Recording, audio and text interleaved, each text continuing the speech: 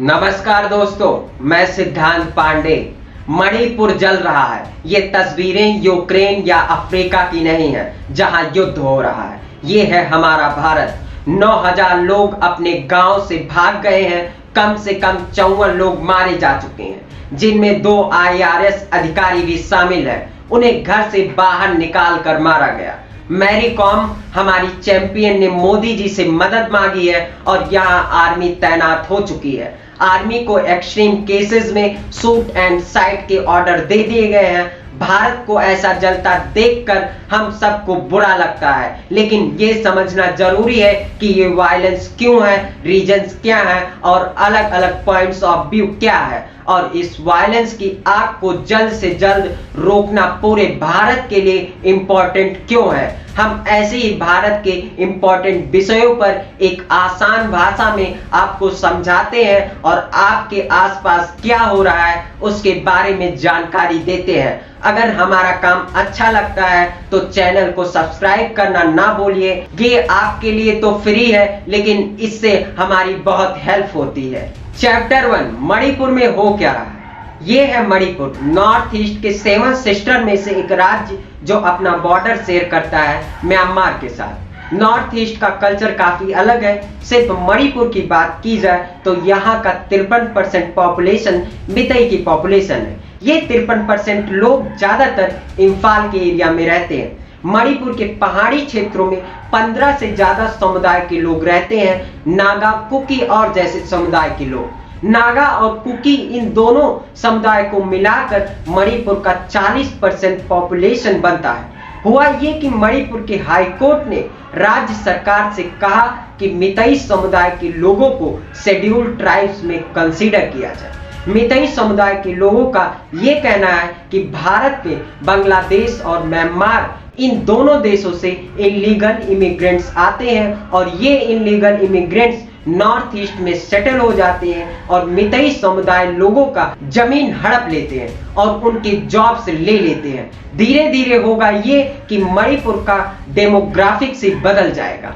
आज जो 53% मितई लोग हैं वो लोग कम हो जाएंगे और अपने ही राज्य में माइनॉरिटी बन जाएंगे। तो मितई लोगों को शेड्यूल्ड ट्राइब्स का दर्जा मिले तो उन्हें एजुकेशन में, जॉब्स में थोड़ा बहुत रिजर्वेशन मिलेगा, जिससे उन्हें अपने कल्चर को प्रोटेक्ट करने में हेल्प होगी। कुछ लोग कहते हैं कि मितई समुदाय के लोगों ने पहला अटैक किया, तो कुछ लोग कहते हैं कि कुकी और नागा ट्राइब समुदाय के लोगों ने पहले अटैक किया। जब तक पुलिस की ऑफिशियल रिपोर्ट नहीं आ जाती तब तक किसी भी स्टेटमेंट पर 100% गारंटी से कमेंट करना पॉसिबल ही नहीं होगा। इसीलिए हमने अपने सारे सोर्सेज यहाँ मेंशन कर रहे हैं। आप आर्टिकल खुद पढ़ सकते हैं और अपने कंक्लूजन खुद बना सकते हैं। फरवरी के महीने में चौराचंदपुर और 2 डिस्ट्रिक्ट में सरकार ने फॉरेस्ट एरिया में अतिक्रमण हटाना शुरू किया। वैसे ही 11 अप्रैल को 3 चर्चेस को इलीगल करार देकर तोड़ा गया।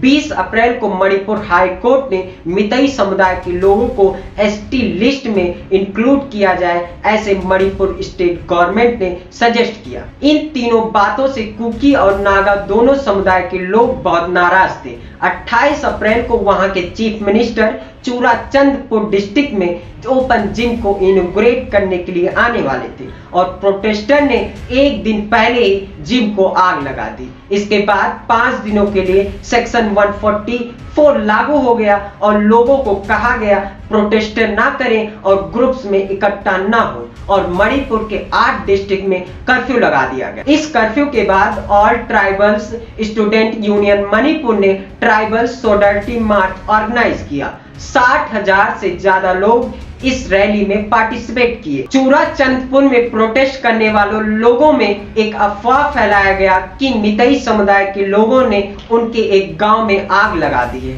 तो उन्होंने गुस्से में आकर आसपास के मितई सेटलमेंट्स को आग लगाना और जलाना शुरू कर दिया। इसके बाद मितई और ट्राइबल्स लोगों में बहुत जगह क्लैशेस हुए।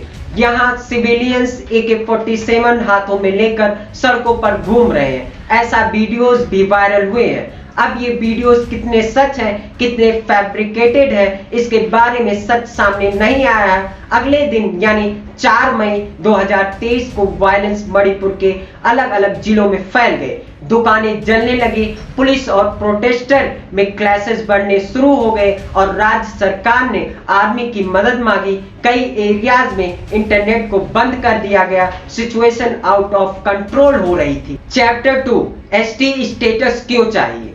चलिए अब वायलेंस से आगे बढ़ते हैं, कहानी के दो पहलुओं को समझते हैं। पहले हम ये जानेंगे कि मितई समुदाय के लोगों को एसटी स्टेटस से क्या फर्क पड़ता है। Scheduled tribes demand of committee Manipur ने 2012 में एक डिमांड की थी कि उन्हें शेड्यूल्ड ट्राइब्स का दर्जा दिया जाए। मणिपुर भारत का हिस्सा 1949 में बना और तब मितई समुदाय के लोगों को एसटी लिस्ट से बाहर रखा गया। अब ये समझना काफी इंपॉर्टेंट होगा कि किसी भी समुदाय को एक शेड्यूल्ड ट्राइब्स की लिस्ट में शामिल करने का प्रोसेस क्या है। सपोज आज कोर्ट ने कहा कि इन लोगों को एसटी लिस्ट में शामिल कर दो, तो क्या कल से एसटी लोगों को मिलने वाले सारे फायदे मिलने लगेंगे? बिल्कुल नहीं। 1990 में एक प्रॉपर प्रोसेस इस्टेब्लिश हुई। पहला स्टेप कि ये पहले स्टेट या union territory tribals affairs ministry को और office of the registrar general of India को एक प्रपोजल भेजती है। अगर ORGI ने इसे इंक्लूजन को अप्रूव किया तो ये proposal national commission for scheduled tribes तक पहुंचता है और अगर उन्होंने प्रपोजल अप्रूव किया तो हमारे कॉन्स्टिट्यूशन में एक अमेंडमेंट के थ्रू एसटी लिस्ट को मॉडिफाई किया जाता है, यानी एक कम्युनिटी को शेड्यूल्ड ट्राइब्स बनाने के लिए इतने सारे स्टेप से गुजरना पड़ता है। अब मेरा सवाल ये है कि यहाँ पर मितई समुदाय एग्जैक्टली कौन से स्टेज तक पहुंच चुकी थी? दरअसल फर्स्ट स्टेज तक भी नहीं।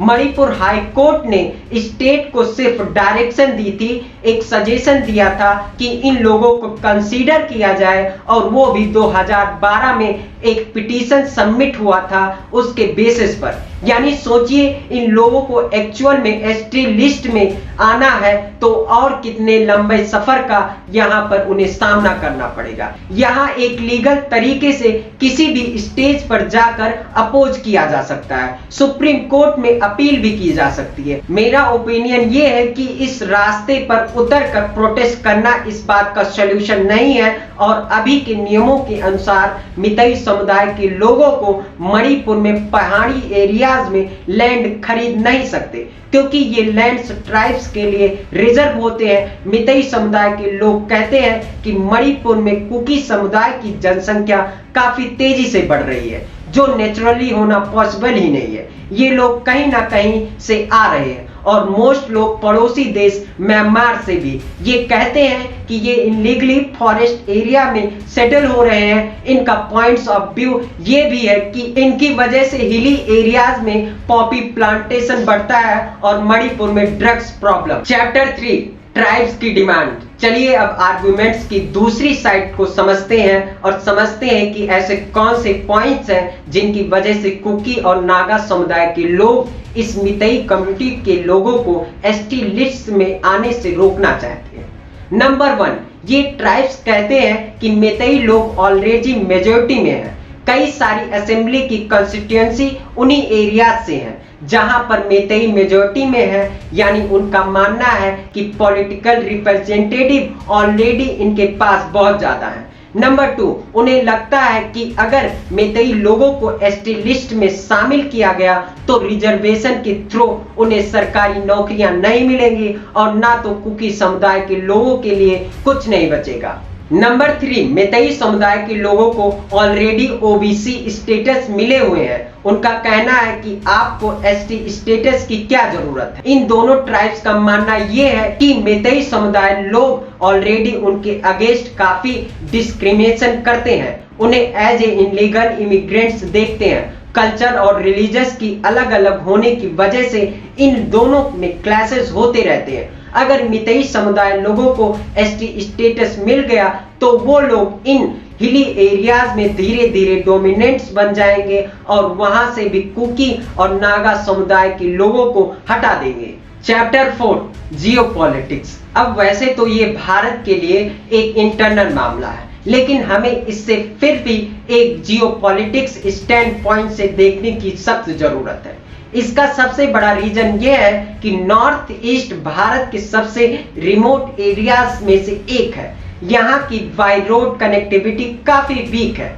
1971 में भी पाकिस्तान आर्मी ने नॉर्थ ईस्ट को भारत से अलग करने का प्लान बनाया था, लेकिन वह एग्जीक्यूट नहीं हो पाया था। इस एरिया को चिकन नेक भी कहते हैं क्योंकि यह काफी छोटा सा एरिया है जो कि नॉर्थ ईस्ट को भारत से जोड़ता है। नॉर्थ ईस्ट बांग्लादेश और म्यांमार इन दोनों देशों से घिरा हुआ है, तो इस एरिया में भारत को शांति बनाए रखना काफी इंपॉर्टेंट है। पाकिस्तानी मीडिया ने इस कॉन्फ्लिक्ट का इस्तेमाल करके ऑलरेडी प्रोपेगेंडा फैलाना शुरू कर दिया है कि मणिपुर भारत से अलग होना चाहता है। सेकेंडली, म्यांमार में एक सिविल वॉर चल रहा है जिसकी वजह से कई रिफ्यूजीज इनलीगली इमिग्रेंट्स के रूप में भारत में घुस रहे हैं। साथ ही साथ म्यांमार से रोहिंग्यास रिफ्यूजी भी भारत आते रहते हैं, जो भारत के लिए एक सिक्योरिटी थ्रेट हो सकता है। रिफ्यूजी से कैसे डील करना है, ये एक काफी कॉम्प्लिकेटेड इशू है। नॉर्थ ईस्ट के कई स्टेट की एक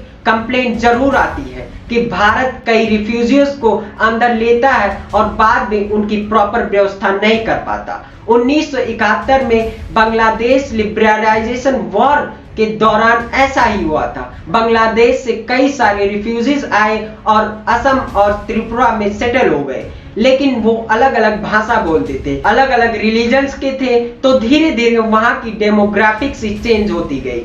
वहां के लोकल लोग माइनॉरिटी बनते गए।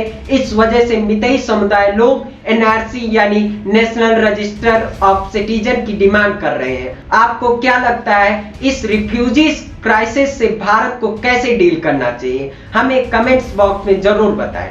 सबसे इंपॉर्टेंट बात यह है कि अगर ये सारे वीडियो सच है तो बॉर्डरिंग एरियाज में इन लोगों के पास AK-47 जैसे वेपन्स आ कैसे रहे हैं? क्या म्यांमार से वेपन्स की स्मगलिंग हो रही है या फिर नॉर्थ ईस्ट इंसर्जेंसी फिर से उभर रही है? इन पॉसिबिलिटी पर सख्त नजर रखने की जरूरत है और हमें जनरल बिपिन रावत ने 2.4 फ्रंट वार के बारे में चेतावनी दी थी, जहां हमें सिर्फ चाइना और पाकिस्तान से नहीं बल्कि भारत के अंदर से खतरा है। अगर आपको इस वीडियो से वैल्यू मिली है, कुछ सीखने को मिला है, तो चैनल को सब्सक्राइब कर लीजिए और अपने दोस्तों के साथ यह वीडियो शेयर कीजिए। आज के लिए धन्यवाद। जय हिंद, जय भारत।